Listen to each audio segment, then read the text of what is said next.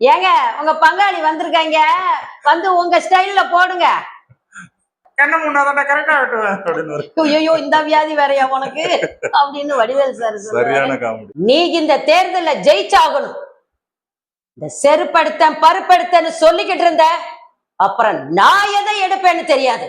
எடுறா வண்டிய.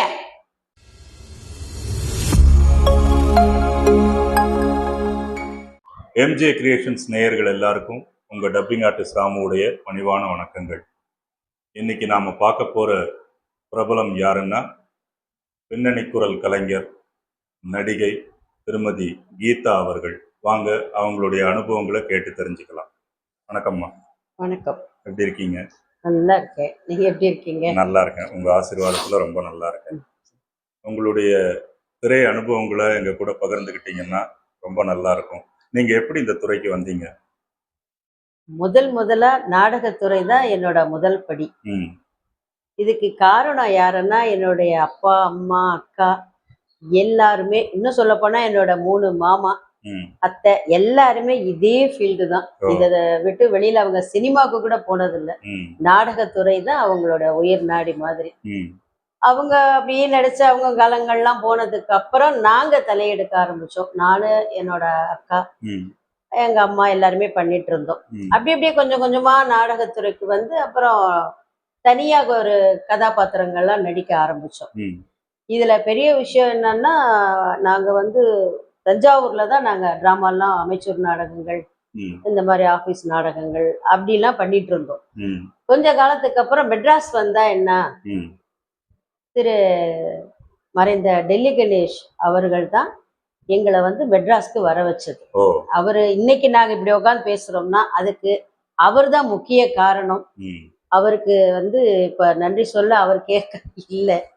இருந்தாலும் மனசுக்கு ரொம்ப கஷ்டமா இருந்தது அவர் போன விஷயம் கேள்விப்பட்ட. பட் இன்னைக்கு வரைக்கும் இல்லை, எப்பவுமே நாங்க அவரை நினைச்சிட்டே இருப்போம். ஏன்னா நாங்க இந்த அளவுக்கு வளர்ந்து வந்திருக்கோம்னா, வழி தெரியாம திசை தெரியாம இருந்தவங்களுக்கு ஒரு வழியை காட்டின மாதிரி அவரு சென்னைக்கு வாங்க, நீங்க நல்லா நடிக்கிறீங்க, எல்லாருமே வாங்க வந்து ட்ரூப்ல ஜாயின் பண்ணுங்க அப்படின்னு சொல்லி வரும்போது, அக்கா மட்டும் காத்தாடி சார் ரூம் இதுல வந்து ஆக்ட் பண்ணாங்க. அதுக்கப்புறம் என்னன்னா, திடீர்னு இவங்க கிரேசி மோகன் சார் டிராமா ட்ரூப்புக்கு ஒரு நடிக்க ஆள் தேவைப்பட்டது.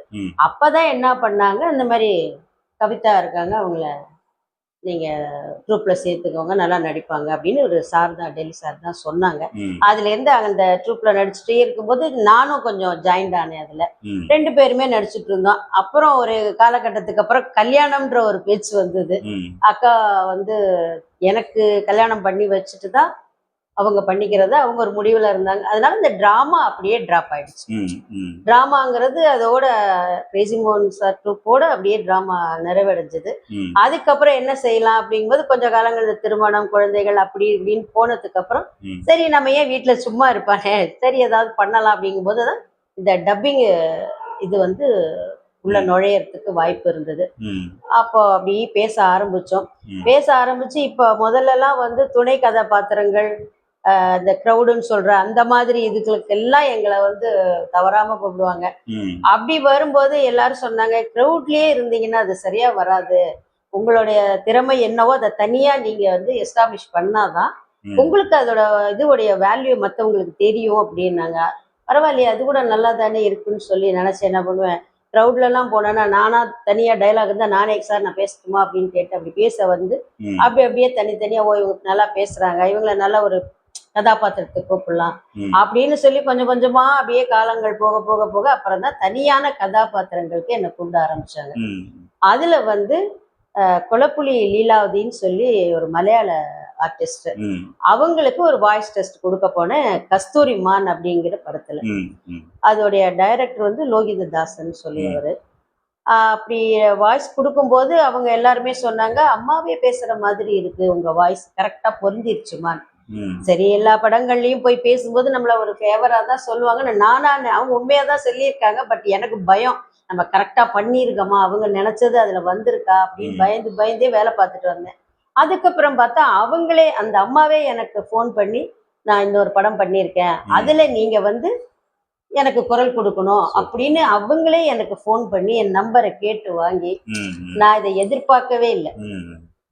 நேரத்துல அப்படி பேசுனாங்க போனாங்க வந்தாங்கன்னு அப்படிதான் இருக்கும். ம், பட் அவங்க ரொம்ப சின்சியரா என் நம்பரை தேடி யார்கிட்ட கேட்டா கிடைக்கும்னு பார்த்து பேசி இது வரைக்கும் ம். அவங்க நடிக்கிற படங்களுக்கு நான் தான் குரல் கொடுத்துட்டு இருக்கேன். Super super. இந்த அண்ணாத்தை படத்துலயும் ம், அவங்க சொல்லிதான் வந்து நான் நடிச்சா கீதா தான் பேசுவாங்க ம், அப்படிங்கிற ஒரு, அது எப்படி சொல்றது, ஒரு அழுத்தமா உறுதியா அவங்க சொன்னதுனால, இல்ல சில பேர் வந்து இல்லம்மா நாங்க வாய்ஸ் பார்க்கணும் டெஸ்ட் பார்க்கணும் ம், அப்படின்னு சொல்றவங்க இடையில இவங்க இல்ல அவங்க தான் எனக்கு பண்றாங்க, நீங்க வேணா ஒரு டெஸ்ட் எடுத்து பாருங்கன்னு சொல்லி கூப்பிட்டாங்க.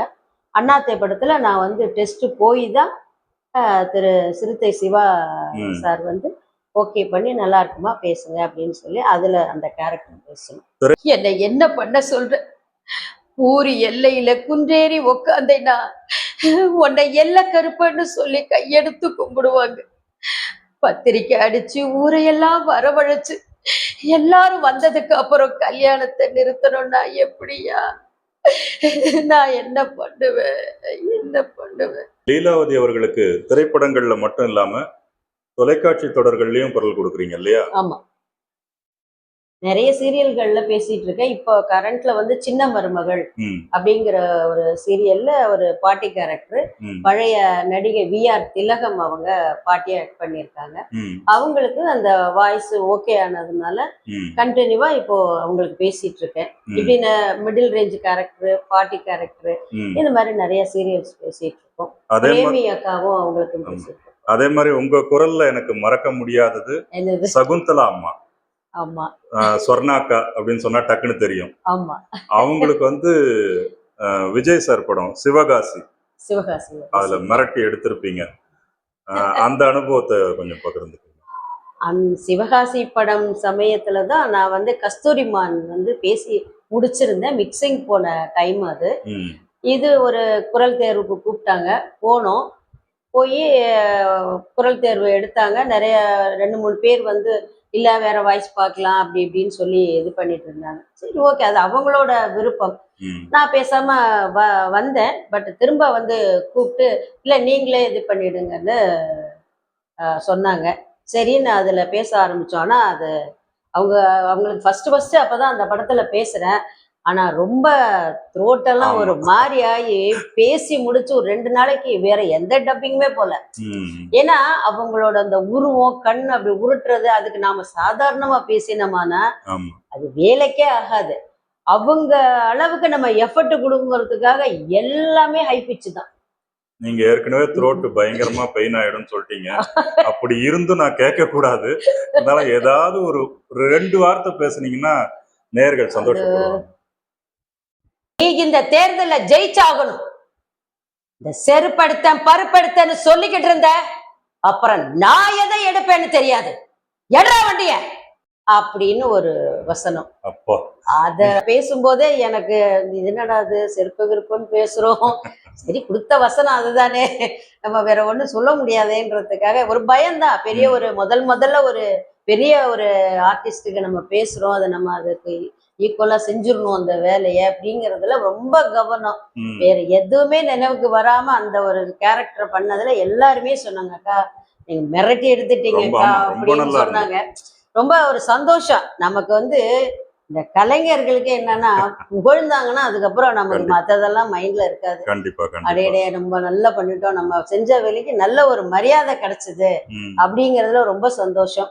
அப்புறம் வந்து இந்த ஒரு மாதிரி மிடில் ரேஞ்ச் கேரக்டர்லயே ஒரு அம்மா கேரக்டர்கள், ம். ரொம்ப ஒரு பேத்தாசா ரொம்ப ஃபீலிங்கா பேசக்கூடிய கேரக்டர்ஸ்லாம் நிறைய கொடுக்குறாங்க. அதே மாதிரி நீங்க காமெடியிலயும் பின்னி பெடல் எடுத்திருக்கீங்க. உங்க காம்பினேஷன்ல நான் பேசியிருக்கேன். ஆமா, அத மறக்கவே முடியாது. கருப்பசாமி குத்தகைதாரர்ல ஆமா ஆமா ஆமா வீட்டை எழுதி கேட்பாரு வடிவேலு சார். ஆமா அது பின்னி இருப்பீங்க. அந்த ஹஸ்பண்ட் கேரக்டர் நான் பேசுனேன். ஆமா ரொம்ப நல்லா அவங்க நடிச்சவங்களும் ரொம்ப யதார்த்தமா பண்ணிருப்பாங்க. ஆமா அது உங்க குரல் இன்னும் அதுக்கு மெருகு ஏத்திருச்சு. அது ஒரே ஒரு தடவை சொல்லி காட்டுங்க. ஏங்க உங்க பங்காளி வந்திருக்காங்க, வந்து உங்க ஸ்டைல்ல போடுங்க அப்படின்னு பேசுவோம். அது வந்து உண்மையிலேயே நானே திரும்ப திரும்ப டிவில போட்டு பார்ப்பேன். அதான். எனக்கு ரொம்ப பிடிச்ச அதே காமெடி. மாதிரி அதுலயே போடுவாரு போ அப்படின்னா நல்லா கேட்டல்ல போடுவார் போ அப்படின்னு. என்னங்க வேடிக்கை பார்த்துட்டு இருக்கீங்க, சட்டுப்புட்டுன்னு போட்டு வாங்க, எனக்கு நிறைய வேலை கிடக்கு அப்படின்னு வர அந்த அம்மாவுக்கு வெட்டுறதெல்லாம் ஒரு பெரிய விஷயமே இல்லைங்க. அந்த மாதிரி சர்வ சாதாரணமா அந்த அம்மா ஒரு நேச்சுரலா நடிச்சிருப்பாங்க. நடிச்சிருப்பாங்க. அப்ப நான் பேசுற கேரக்டர் ஓடி வந்து கண்ணை மூடிடுவாரு. ஐயோ ஏன்டா கண்ணை மூடுற, கண்ணை மூடாதான் கரெக்டா வெட்டுவேன் அப்படின்னு. ஐயோ இந்த வியாதி வேறையா உனக்கு அப்படின்னு வடிவேல் சார் சரியான காமெடி. அதே மாதிரி வடிவேலு சார் காமெடி இன்னொரு மறக்க முடியாத காமெடி. நீங்க பேசும்போதே சிரிப்பு வந்து